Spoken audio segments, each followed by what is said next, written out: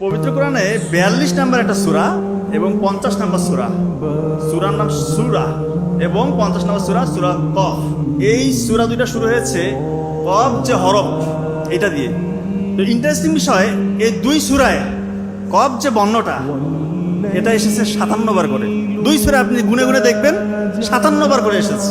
এবং পবিত্র কোরআনে মাত্র দুইটা সূরা এসেছে যেটা কিনা কফ বর্ণটা দিয়ে শুরু হয়েছে। সূরা ৪২ নম্বর সূরা এবং সূরা কফ ৫০ নম্বর সূরা।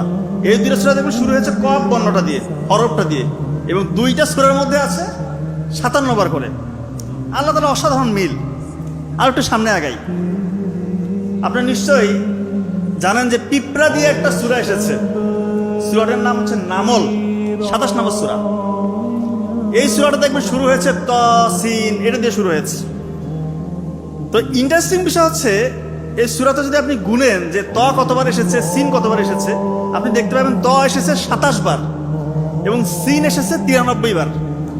তো আপনারা প্রশ্ন করতে পারেন যে এই ২৭ এবং যে ৯৩ এটার মাহাত্ম্য বা কি? ২৭ হচ্ছে, আপনি দেখবেন নামল সূরাটার নাম্বার পজিশন ২৭ নম্বর সূরা, এবং এই সূরায় আয়াত রয়েছে ৯৩টি। আল্লাহ তাআলার কি অসাধারণ মিল। আর একটু সামনে যাই, গালফ অফ আলাস্কা এটা একটা জায়গা, দুই সমুদ্র মিলিত হয়েছে যেখানে। তো এটা বিজ্ঞানীরা কিছুদিন আগে এটা আবিষ্কার করেছে।